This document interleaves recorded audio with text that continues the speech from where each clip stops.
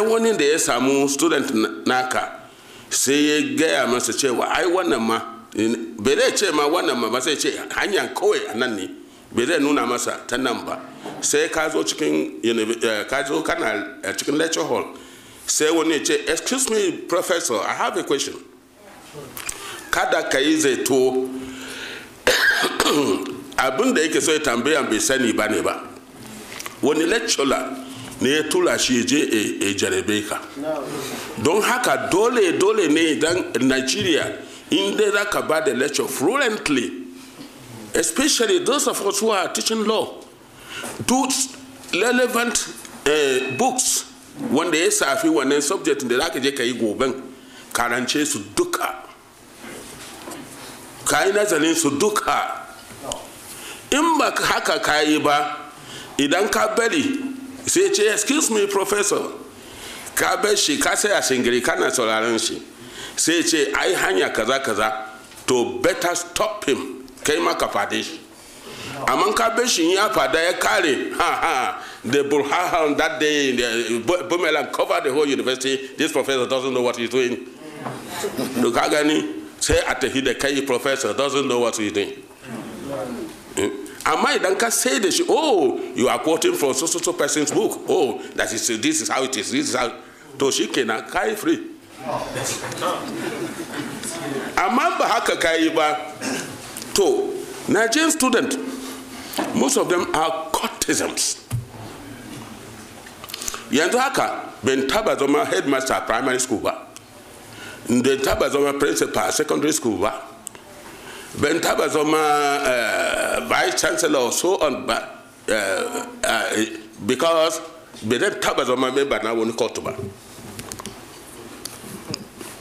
ani in ba za ka sa kanka a irin wannan ba za ka samu political opportunity in university ba supporters naka ne za su sa ka samu kaza ka samu kaza which your merit alone will not take you anywhere a Nigeria yau to academics kenan academic to don haka to zuwa ila yau abin da na samu kenan yanzu sai shiga lecture proper yanzu kun gani mun san waye prof yanzu to amma ni prof wani dan bukata da nake na'am magana waka din nan da kai yanzu rera waka nan in ka je ne muka so mu dan jiya ya ne kake da rerawa yanzu haka na dan manta da wasu amma har yanzu wasu suna kaina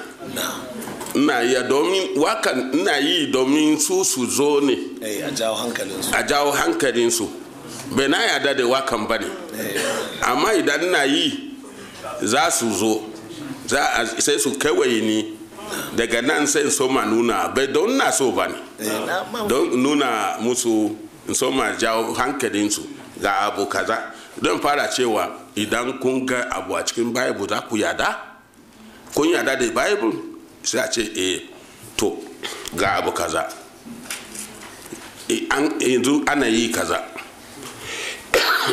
amma da annabawa ga yadda suka yi ba ku alwala yanzu amma annabawa duka suna alwala akwai inda aka rubuta cikin bible cewa kada yi ne ba ku a sallah annabawa duk suna sallah ba annabin da bai sallah a cikin wani littafi na ina waje ma cikin na ce comparative religion duk annabawa suna sallah ba annabin da bai sallah Allah bai taba yin annabi kafiri ba wani coci ya je ina sunan coci ma a cikin bible nowhere to sai ta magaya musu haka sai ka gani da dina targetin samu babban nasu ne pastocin idan na same su pastor ya musulunta sai ga saulan sai su bi kawai ai pastor wani ya musulunta sai musulunci ne gaskiya pastor wani to idan na kama pastor saulan sai su bi kawai ba na ma san adadin su to amma pastor sai ce to samu sunanka da sa hannu ka rubuta adresin ka daga inda ka fito don in sa shi a cikin list na wance na musulunta da pastor adadi kaza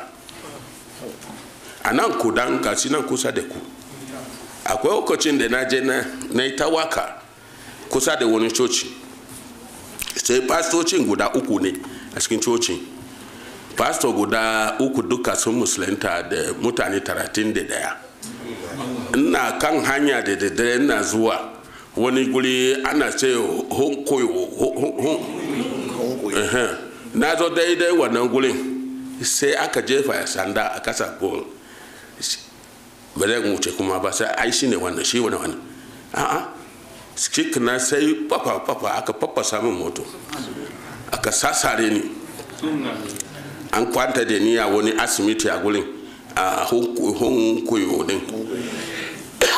Kwana na uku na asibitin, mutanen Kaduna ba su san inda nake ba, ni kadai, don mutane ba su yada su bi ni saboda ilin wannan abin da nake. Don idan zan bai gida na makodi zan bai gida sai alaka ne zuwa bakin kofa ana komawa da kuka, don ta yiwa in dawo, ta yiwa ba zan dawo ba, haka nake salama, mai yiwa ne dawo, bai yiwa ne ba zan dawo ba.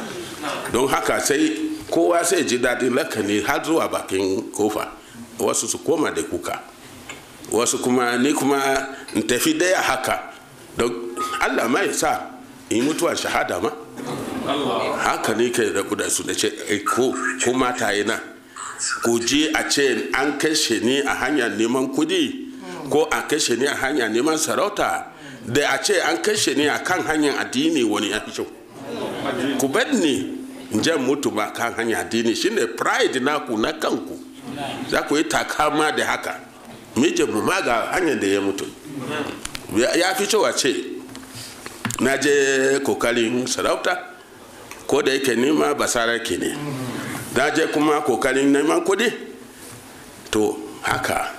Don haka ina yin wakan kamar yadda ka tambaya don jawo hankalin su ne. Shi ne wakan muka dan so prof ko ya tuna wai? To yawwa.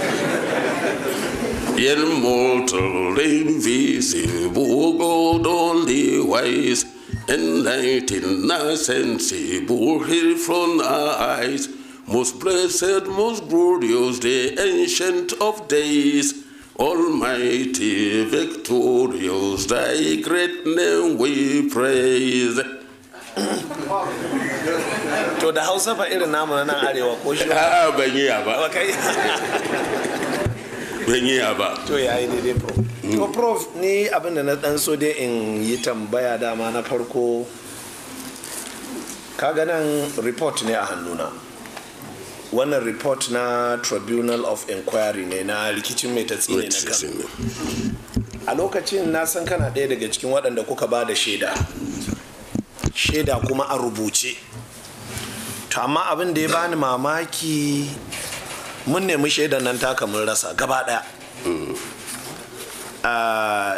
Babu a nan bai reflecting ba komai dai ba mu san dai labarin ina wannan shaida taka take ba. To kuma na karanta a website na intanet da jarida da aka sa, kayi bayanin cewa asalin shi mai tatsine ba musulmi ba ne ma, har ya mutu kirista ne, kuma su uku aka tura su ko su hudu suka tafi su biyar. To waɗannan abubuwan da muke so mu ji daga bakinka prof. To wato addinin musulunci dama can an fara shi da different antagonisms. Wato waɗanda suna nema su ga bayan musulunci suna da yawa, daga cikin nasara da kuma daga cikin yahud yana baya so addini ci gaba. Ko da yaushe da yahud da nasara ba su hada kai, daban-daban suke, amma ina kan addinin musulunci ne sai ka ga sun hada kansu domin su yaki musulunci. Wato wannan a yanzu aka fara ba, bai tun zamanin metasi ne aka fara ba. Kamar misali, akwai littafi yanzu da mu muna kashe kanmu saboda shi, sunan littafin ana ce Jawahirul Ma'ani. Wanda ya walifi wannan littafin bishop ne kamar ni a da bai musulmi ba ne.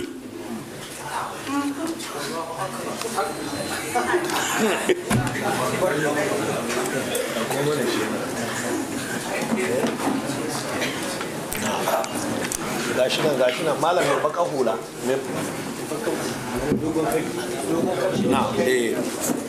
ina jin ka bismillah bai musulmi ba ne. wannan jawahirul ma'ani wannan wanda ya walefe shi bai musulmi ba ne. bishop ne.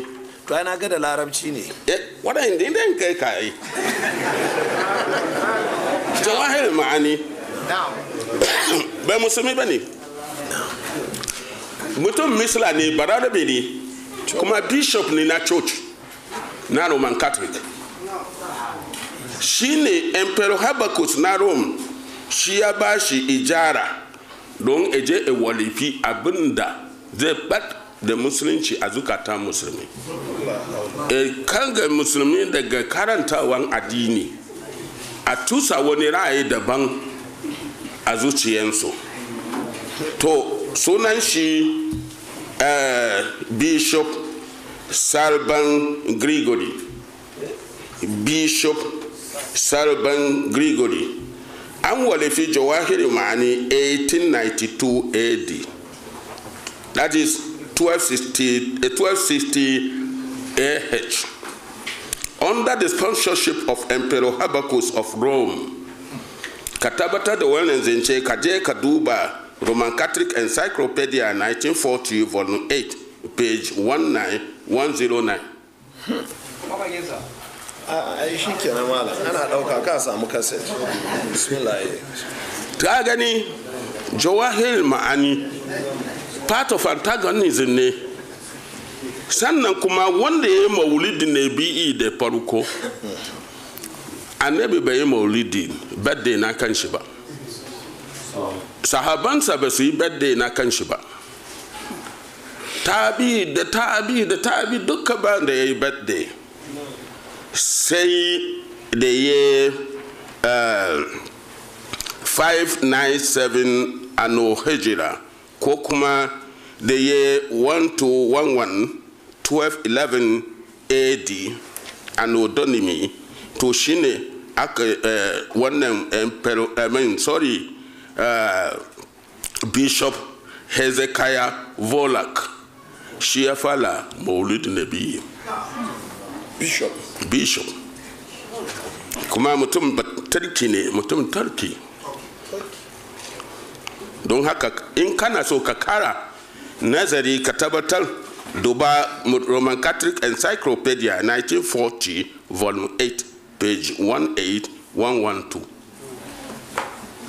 in dalikati tijaniya musulunci ne da zai fito cikin Qur'an ko hadisi ko ijtima'in malamai na farkon cambe na yanzu ba.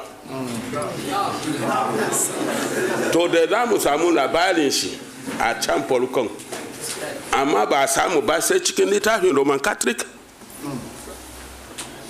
In musulunci ne Qur'ani ne ko hadisi amma me ya kai shi Roman Catholic, littafin Roman Catholic ya samu sassaran shi daga gurin. Yana daga part of antagonism domin kuwa wato Jews and Nazareth, wato Nazareth su ne ana mana fasara da cewa Nasara. They were very few. Su ne suka hada kai against Muslim. Jews and Nazareth of the early era planned severally to eradicate Islam from the globe. These include the following. Jews at the early stage were killing prophets. Yehudawa apolokonyane suna keshe anabawa for nothing. Meyasa at the book of Jeremiah chapter 13 verse 15. Anwa Jerusalem baki chewa woe unto thee, O Jerusalem, thy iniquity have been known upon the mountain and the valley, when they shall thou be made clean. Azaba itabata kanka kai Jerusalem, miyagun ayyukanka ya shahara a tsauni da kwari wato duk duniya kenan when shall thou be made clean, yaushe za ka tsarkaka? Don kuwa tarihi ya nuna an yanka annabawa 24,000 yankan rago a Jerusalem. Annabi Yahaya shine autansu, yankan shi aka yi annabi Yahaya. To a kan shi ne dalilin yar sarki ya ta yi rawa ne kawai. Ta me za a sakamakon abin da kaka yi na sai uwan ta ce je ka ce kan annabi Yahaya kawai ya ke so. To kagan da aka je ka yanka shine aka musu wannan bakin. To sai 1971 annabin su dan Kadunan kunan ne annabin Christian da na san shine annabin Christian din. Mutumin Kadunan ku ne. Shi yana na da rai. In ba ka ba Kristoci ba su da annabi. Why annabi Christian? To your own perspective. Wane ne kake zato annabi Christian? Jesus? Jesus has never been a Christian. Annabi Christian shine Jena Yakubu Gowon.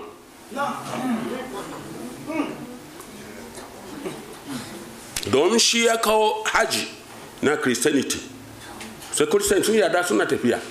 Kaga Islam religious policy daga bakin annaba ke jin shi. To tun da shi ya fada an yada kaga shine annabin su.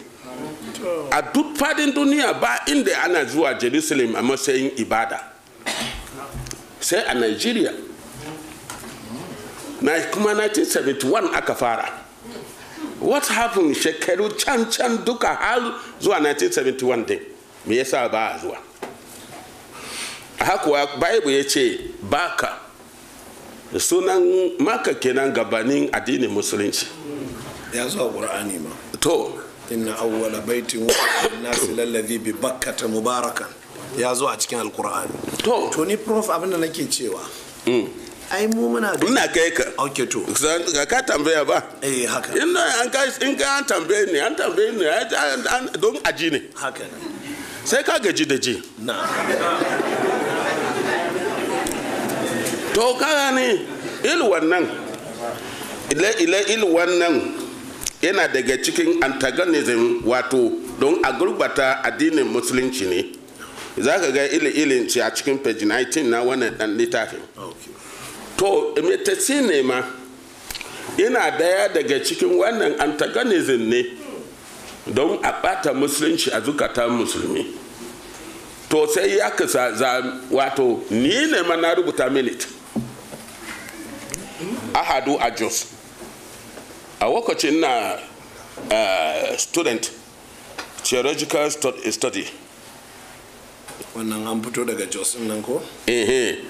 Already man na Rome na zo ne kawai don in Nigeria to attend the meetings 1954. To sai aka hadu a meeting a Jos akan cewa voluntarily a mutane guda 5 su zaɓi kansu su tafi su zo su koya zamantakewa ilita musulunci. Bai su je su koya musulunci ba ne ba. A yaya musulmi yake zama da juna, ya suna gaisuwa, ya suna ci abinci, ya suna don dai idan sun shiga cikin musulmi a ce su ma musulmi ne. Sai aka tura su Sudan. A can Sudan an ce da su musulunta ne. Su a Sudan su ma sun ce wa mutane Sudan akan su musulunta ne, ku je ku ce kuku musulunta ne don a yada da ku.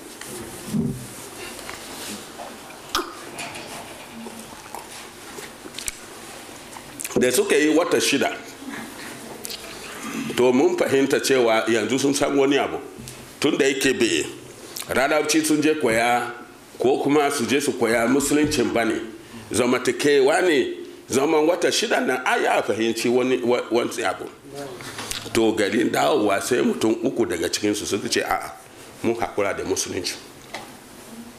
Sai saula 2 sai mai tatsi ne Biden Muhammadu Magu aka san shi da shi. Magu.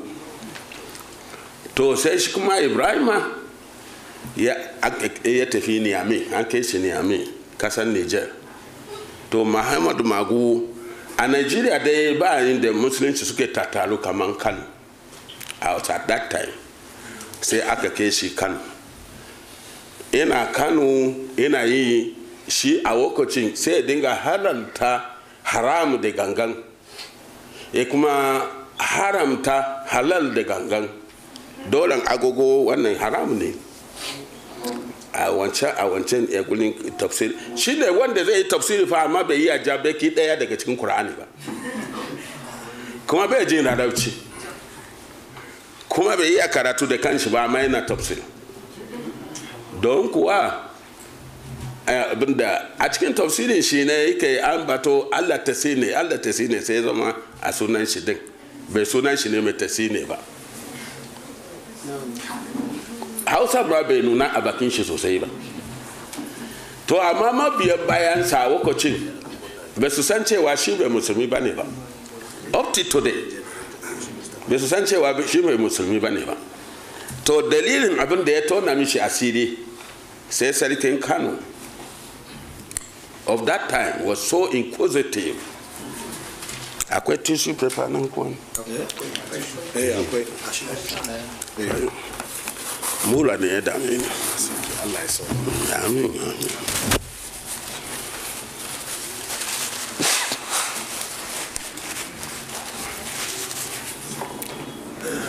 Sarkin Kano na wancan zamani Muhammadu Sanusi was so inquisitive. Sai wata rana sai abinci ya ɓace kai na shi masahadan shi da yake zuwa daga Vatican and other places. Sai aka yi ɓacen kai sai je aka tara shi a fadan sarki ana nema inda shi yake. Sai sarkin da ya gani sai ce wani malamin musulmi ne da wannan kaya haka ina bearing bastam wato emblem na Vatican kuma aka ce musulmi ne, to ku bi wannan kaya duk inda za ka yi, wanda ya karba daga cikin malamai a zuwa sanar da shi. Sai aka bi kayan har zuwa gidan Metasine, ya shigo da kaya shiru, malam ya ji shiruwa. Sai sarki sai tashi ya dauko, idan sarkin Kano na wancan lokaci abu ya dame shi da kanshi zai tafi, bai zai aika sako ba. Sai doko wannan filin sandan nashi sai doka yana ta kakawa kasa da kasa da kanshi da wasu masu bin shi zai samu Metasine. Shi kai a sai kai munafiki ne, yau za ka bar Kano, in ka bar ya kai gobe to abin da ya same ka kai kaso, yau da kai da kayan nan da kome ne za ka bar Kano. Sai sarki ya kore shi sai ya koma Marwa. To until 1978 sai wani da ya zama governor na Kano as at that time, daga da ya aka bude siyasa na PRP, MPN, GMPP, MPP da UPN. To sai daga PRP sai ya tafi ya je gidan Metasine ya yi asirai. Limi ne ko? A'a ni bai fada suna ba, kai kace.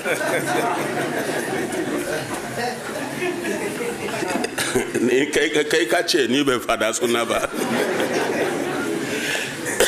Sai ya tafi ya yi asirai da Allah ya bashi governor, sai yana zato ba Allah ne ya bashi ba, wannan asirin da ya yi daga can to shi ne ya sa sai ya dawo da shi gaba daya Kano. To da yana rabe a Kano ne, yanzu kuma yana da da kamar haka a Kano, sai ya yi abin da ya fi kafin na da, har gwamnati suka gaji da shi, aka yake shi, aka kore shi da kyar. Ni na ba da wannan shaida har ma a rubuce. To ba a so, ina jin ban san cewa bai cikin report ba, domin kuwa Shagari bai fito da white paper ba, saboda idan na aka fito da white paper nan da yi wannan comment na wadin, don na ba da na manuscript na meeting din ga sa hannu wannan ga sa hannu wannan ga na ba su. In aka fito da shi zai zama fada a tsakanin musulmi da Kirista, ya fi na da. Don haka ina ji Aniyagolo, chairman na fada din, was but a Christian. Justice Aniyagolo was a Christian. Don haka ina gani a da gangan ne aka ci da shi, ba a so a sa don ko a gaba zai zama fada. Kaga hoton shi. To Justice Anyago kenan nan. Kwarai da gaske ga hoton shi. To ina gani dalilin kenan ni ne kuma na hana Shagari fito da white paper na Anyago panel. Har yanzu ba fito da white paper ba. Na fata na amsa tambayan ko? Aka amsa tambayan. To a cikin maganganu ne wasu maganganu suka fito. Mu nan da muna ganin Gawan yana daga cikin shugabanni masu adalci da aka ji daɗin mulkin shi. An ba iyayenmu Odoji sun ci har da ku maiwa lokacin kuna aikin gwamnati. An samu rufin asiri kuma Gawan ba shi da bambancin addini gashi a nan Zaria ma ya girma. Gaskiya 1971 Jana Yakubu Gawan a cikin wani paper da ana ce Nigerian Citizen reported by George Ohemu, editor na reporter da ya sa wannan a cikin paper. Gawan yana so a samu ko a gina Ka'aba a tsakankanin wasu duwatsu a nan Jos don musulmi su dinga da wafi maimako foreign exchange da ake wa musulmi suna tafiya kudaden mu da nisa yana kashe kudi don haka idan aka yi a nan Najeriya su suka dinga da wafi a nan a Najeriya wasu kasashe su dinga zuwa to sai da paper ya bayyana yau in ka tambayi Ali Kaita yana daga cikin na jama'atul Nasir Islam shine ma secretary na agaji na jama'atul Nasir Islam to sai muka tafi gurin Usman Nagogo a cikin sarakunan arewa duka da ka sani ba ilin Usman Nagogo a yanzu to sai yayi waya ya kira Haruna Rashid sarkin Gwandu ya kira sarkin Kano ya kira sarkin Borno ya kira wasu sarakuna sarkin Iloli Zulu Gambari ya kira sarkin bi da Usman sarki ya kira sarakuna aka hadu a Kaduna da aka hadu a Kaduna sai ya ce kun gani sai daga nan aka totona sai aka yi delegate mutum 5 Haruna Binji Grand Cardinal Sokoto Sheikh Mahmoud Gumi Justice Basiru Sambo Sheikh Ibrahim Haji Ibrahim da Suki da kuma shi Usman Nagogo sai suke tafi suke samu Gawan a Dodan Barak shine the head of state din sai suke ce mun zo ne ka yanka mu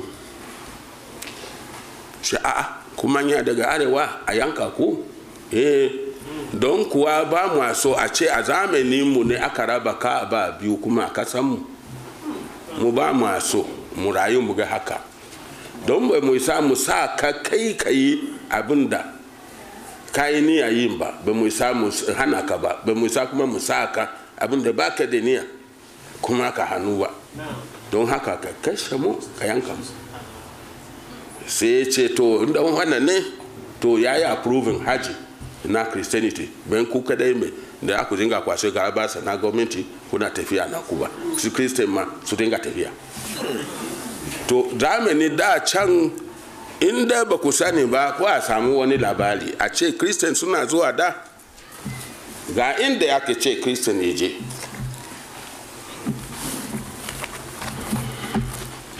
da Jerusalem ba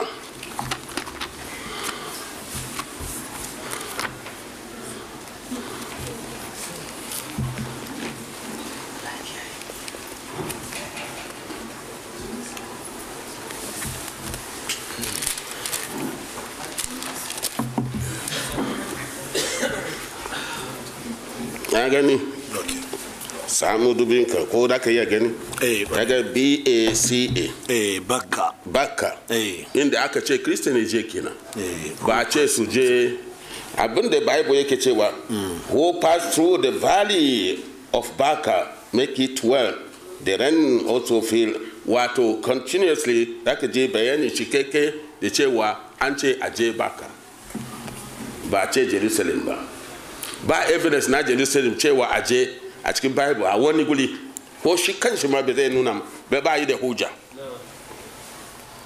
To don haka shi ya kawo haji na Jerusalem in ma yana da kirki a wasu fani kuma su ma yan wani shi Christian ya musu kirki tun da ya bude musu haji suna zuwa bai musu kadai ne suka zuwa ba har ma in ka tafi yau ka dawo sai a ce JP Jerusalem Pilgrimage. To gani ya nuna kirkin shi din kenan tun da ya taimake yan wani shi da abin da ba su sani ba. Amma ni na zo na Amsterdam University na yi karatu kuma na koyar amma ban ga Dutch so ɗaya ya ce zai zo a Jerusalem a matsayin ibada ba. Na zo na New Jersey State University America na koyar har shekara 6 ba wanda ya zo daga American. Na zo na Sandhurst University London har shekara 6 na koyar da law international law don ni international law lecturer ne. Na zo na wuraren da na even when I was a commissioner of parastatal in my Benue na yawo kasashe don nema investment to Benue amma bai taba gamuwa da wani ya ce ne a Jerusalem a matsayin ibada ba sai kawai Nigeria. Allah kiyaye. To lallai prof mun karu da wannan fagen kwarai da gaske. Babban abin da muka gani a jaridan nan da ya kara tado mana da wani tunani shine da muka ga ka nuna cewa akwai alaka tsakanin mai tatsine da Boko Haram. A'a. Na'am. Wato wanda ya rubuta jaridan na'am tambaya yake yi dan ka duba da kyau. Na'am. Yana nuna cewa shin yadda mai tatsine ya zo Nigeria shin ba haka ne kuwa Boko Haram masu ma suka shigo ba? Abin da yake nufi kenan. In mai tatsine da ya shigo Nigeria haka din shin ba haka ne su ma Boko Haram suke shigo ba? Don haka wai har ma da cewa tun lokacin da na yi wannan bayani tun ya 2002 kuma ba wanda ya fito ya cewa magana na kariya ne ba yi haka ba. Don haka bai zai yi wa ce shi ma Boko Haram ba haka suke shigo ba? Abin da yake nufi kenan. Ranke dade prof na ga cikin bayanai nan da ka rinka karanto kana karanto wasu bayanai da kake referring to cewa Jawahirul Ma'ani ga asalinta da sauran abubuwa makamantan haka da maulidi. Ban sani ba yanzu wannan rubutu ne cikin rubuce-rubucen ka da kai Islam in the Bible. Shin ko ka taɓa yin wani rubutu da ya shafi mai tatsine haka an buga? A'a ban yi, sai dai jawabin da na yi na nuna cewa sai dai ko kuma a cikin wannan akwai inda na yi bayani na kuma sake fada cewa a kasar India an yi kaza, kasar guri kaza an yi kaza, Nigeria ma an yi mai tatsine a kasar Nigeria nan. To don haka sai dai ilin haka amma ban yi walife wani littafi musamman na gama da bayani akan mai tatsine ba.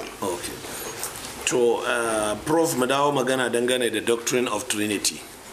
Okay. What is the origin of Trinity in Christianity?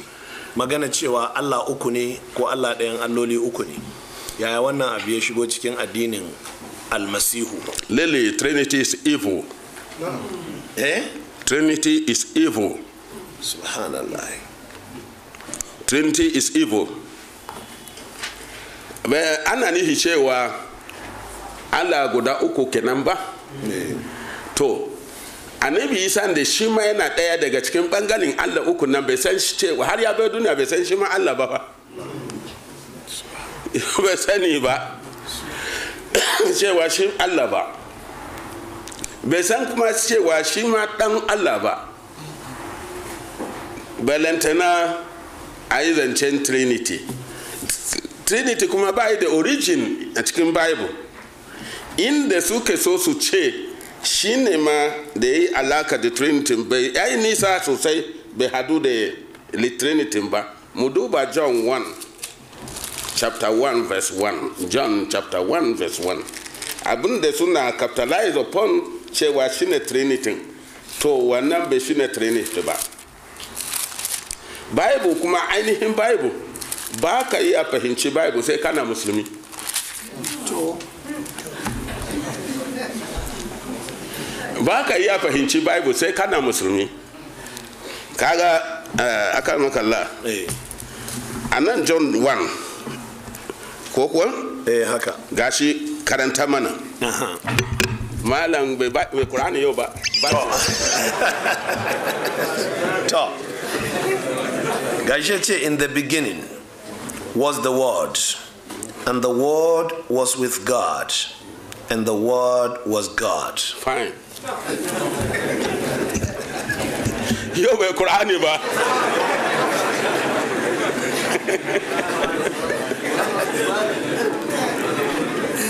To kaga inda su suna so su karya a ce Trinity kenan, bai kuma Trinity ba, bai za ka fahimce shi ba sai kana musulmi. Bai za ka iya fahimci wannan ba. Wato ma'ana, bari in ba da fassarar wannan tukuna. An ce a farkon yanayi akwai kalama, word, ba haka dan ce Hausa ba? W-O-R-D, word, kalma ko? To, kalmar nan yana tare da Allah, kuma kalmar ma shi ma Allah ne. Kaga ba a ce son a nan ko Holy Ghost a nan ba. To ma'ana shi ne, in ka duba tafsirin Irsadin Ibadi ko Ibn Kasir, someone tafsir like that, za ka kara fahimci cewa Allah bai fara halice komi ba a cikin halitta duka sanda ya yi lauhun mahafuz. Bisiya ganye ɗaya bai sa ya fadi yau daga wani bisiya ya fado kasa ba, sai yana rubuce a cikin lauhun mahafuz, bisiya kaza guri kaza ganye kaza awa kaza zai tsinke zai fado kasa guri kaza kaza. Wani uwa bai sa haifi ɗa yau ba, yau sai na rubuce. Wani rai bai sai mutu yau ba, yana rubuce. Wani duka abin Allah in zai yi halitta, shi Allah halitta bai mishi wuya. Don ina cikin lauhun mahfuz ya tattane shi a gurin cewa lokacin shi ya yi sai ce ya kasance, sai ya kasance. Kalman kina su suna ce book of life. And the word was with God.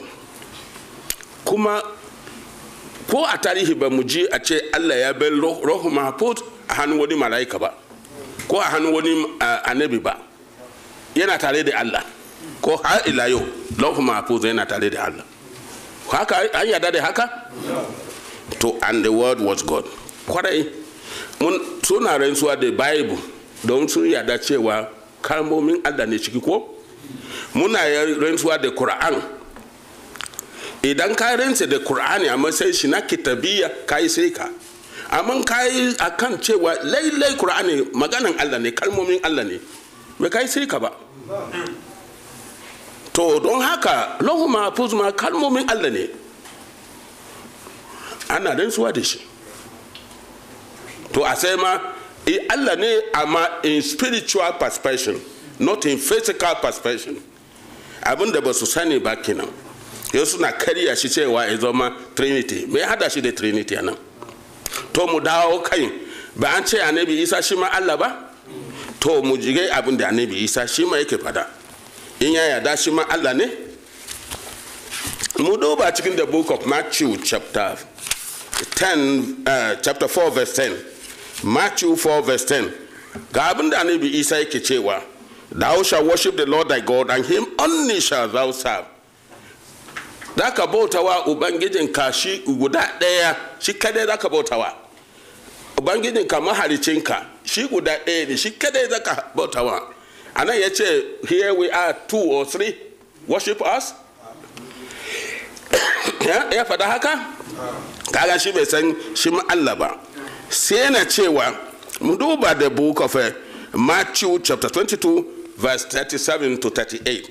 Mu ga abin da yake cewa a nan. Matthew 22 verse 37 to 38. Matthew chapter 22 37 to 38.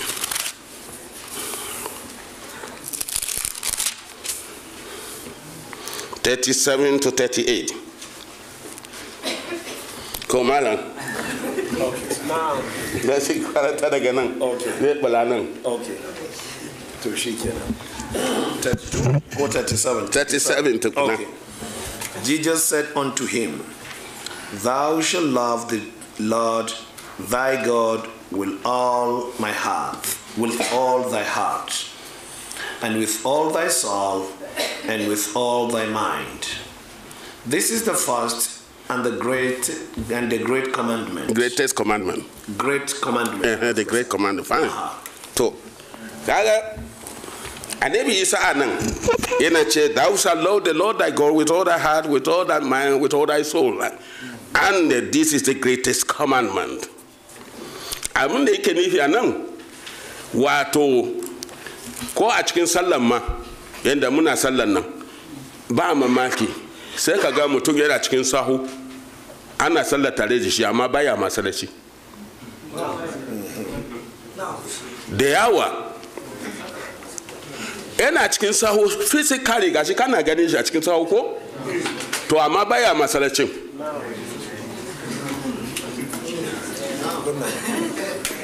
Ma'ana shine Annabi Isa yake gargadi a nan, kada mu kasance haka. Idan kan zo cikin bauta na Ubangiji, love anan da yake fada, bin love na soyayya tsakanin mata da miji, ko a tsakanin uba da ɗa, ko a tsakanin aboki da, no, bauta ne. Thou shalt love the Lord thy God with all your heart. Amma ka gani, grammar nan bai ce with all, kage all, kage plural ne ko? Amma bai ce hearts ba. With all, amma heart. Mu fahimci, sorry, kadan kai ku abin da zai, amma ya zama dole ne in faɗan wannan din ne shi yasa. With all your heart, ku kasance idan kun zo cikin bauta, ku hada zuciyanku gaba daya zuwa ga Allah guda ɗaya. Bai ce wasu bangaren zuciya ya koma gare ni, wani ya koma ga malaiku, wani a'a, all to God. To wasu suna cikin masallaci, na ga irin wannan a wani gari ana ce sahe ko safe a hanyar Zamfara. An kira ni na yi pre-huduba, limami ya shiga, an ce limami ya shiga dakata na bai wa'azi, mai kiran sallah ya kira sallah, limami ya yi mana huduba, limami ya yi huduba na biyu, ya zo na farko ya zo na yi na biyu, ya zo ya tashi ya ce a yi sallah, ya ba da umarni ya soka, duk mutane sun tashi, limami ya yi mana sallah. Da limami a cikin tahiya bayan ya gama, maimako ya ce assalamu alaikum wa rahmatullah, sai limami ya ce ya yi saki, rabu da ita shegiya. Ya sake juye, rabu da ita shegiya. Sai ya juye ya fuskantar mutane, sai na ce ni ɗalibi ne fa mai yiwa ne haka salaman gari nan yake, amma balan bali ba, bari in tambaya don na ga bakon abu ne. To limami ai bai kai salama ba, sai ce mene ce ka ce rabu da ita shegiya, ko salan ya zama shegiya gari nan ne? Kuma sai ce subhanallahi, mutane sun shaide ni cewa haka ka ce, haka ka ce. Sai ce subhanallahi, sai ya juye ya kabara, mun yi sujadan ba'adi, sujada biyu, ya zo na dan tahiya aka salami. Lokacin mutane waje sun riga tun fasu suna tafiya, ba su san abin da yake faru ba. To kaga limami baya masalaci, shi ne ya mana sallah amma baya masalaci, zuciyar shi na wani guri daban. To haka nan ne wasu, idan wani kan masa mishi yana masalacin, amma yana fita yana dawowa, yana fita yana dawowa, da yawa suna fita suna dawowa. Mutum yana masalaci yana tsaye, yana tunanin shago, ko yana tunanin office, ko yana tunanin wannan abokiyan gabanmu nan bakar leda yadda za ka je ka cika bakar leda ka kai yawwa so kaga wannan bakar leda shi ke hana ni kuzari subhanallah kowane rana sai na je na cika ban cika ba lafiya gidana don haka abin da zai ajiye yau na gobe zai same shi to bakar leda ya kalube na gobe ma bakar leda zai kaluba to kaga ni ya shirya a yi arziki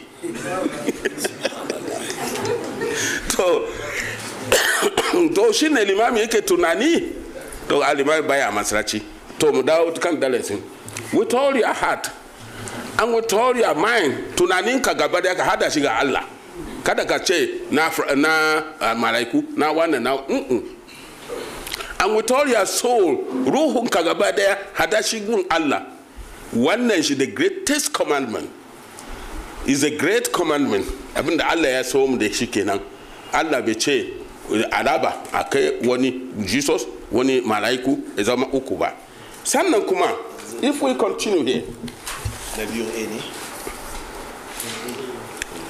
Annabi Isa nan cikin the book of Matthew chapter 23 verse 10 neither be you called masters for one is your master even Christ is not your master kada kuliki abun bauta sama da daya idan batula ya ce master is singularly one idan ya ce masters more than one don haka Annabi Isa ya yi gargadi a nan kada mu ce masters neither be you called masters wato kada mu like abun bauta sama da daya for one kaga nan bai ce 2 or 3 ba for one is your master guda daya nan shine abun bautanku even Christ is not your master ko ni Annabi Isa bai zama abun bauta kanku ba to ina aka samu hujja cewa Annabi Isa ma Allah ne a hada shi da Allah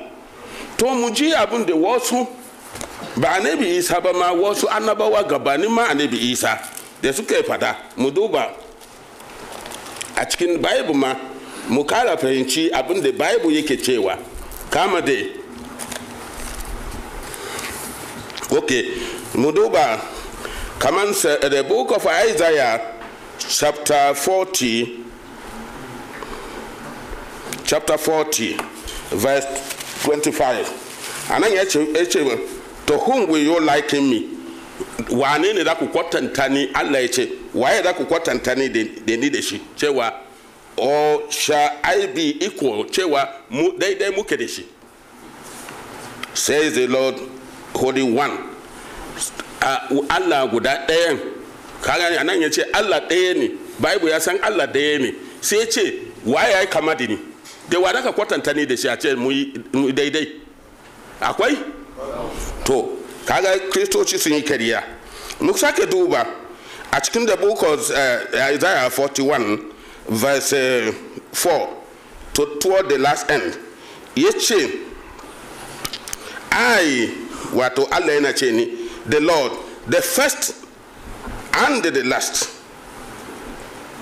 I am the Lord the first I am the last I am he ni ne kuma Allah ni ne da farko ni ne karshe wannan Allah ba shakka wallahi Allah bai take over daga wani Allah ba fa kuma bai zai je hand over ga wani Allah ba to shi ne farko shi ne karshe wallahi Allah bai take over ba bai sai nayi kafara ba Allah bai take over daga wani Allah ce da akwai wani Allah wani Allah ya je take over wannan Allah ya take over daga wannan Allah ba kuma bai zai je da hand over ga wani ba he the first and he the last to idan muke sake duba Isaiah 42 mu duba verse 8 I am the Lord and that is my name and my glory I will not give unto another neither my praise to a graven image haka na Allah ya yi sawa ne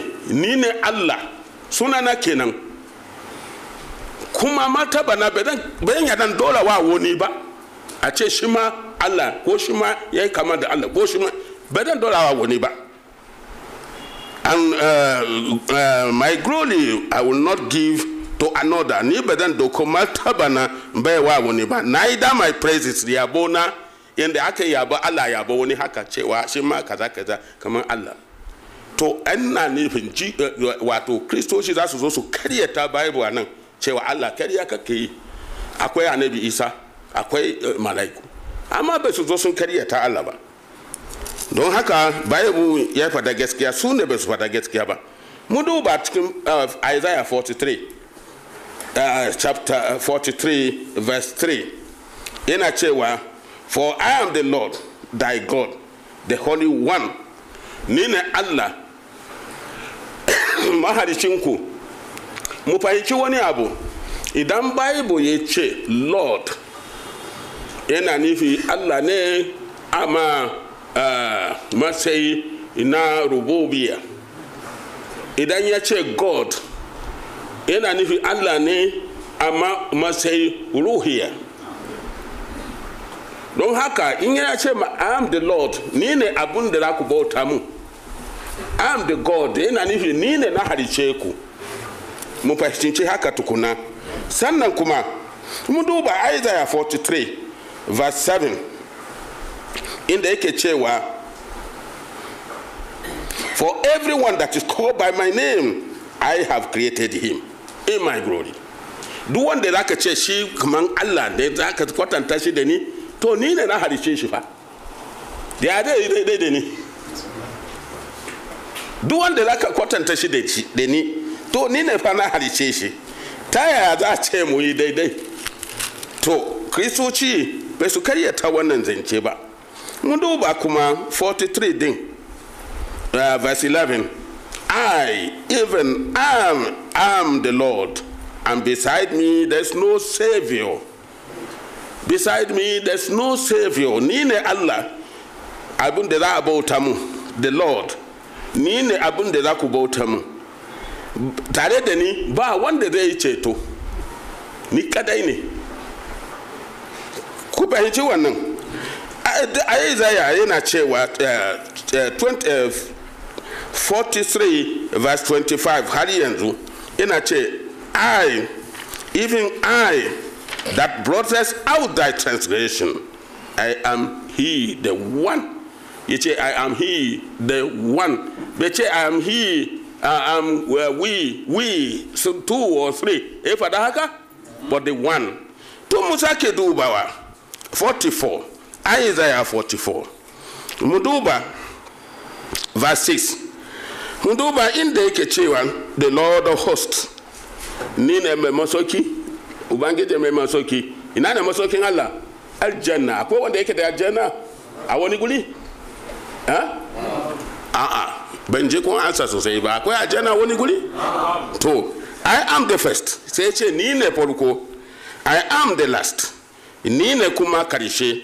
And beside me there is no God. Tare da ni ba wani Allah. To ina kristoci suke suna karanta Bible su zo su karyata wannan mana. Prof, muna da time constraint saboda muna da wasu abubuwa da ake so. Yau za a yi sallah a zahar kefe 4. Ai za a amma ina son mu abin nan. To bari in kawo sonship. Okay. Ana ce annabi Isa shi ma dan Allah ne ko? To annabi Isa bai dan Allah bane. Annabi Isa bai san shi ma dan Allah ba. Wanda ya kira annabi Isa dan Allah din shaitan ne.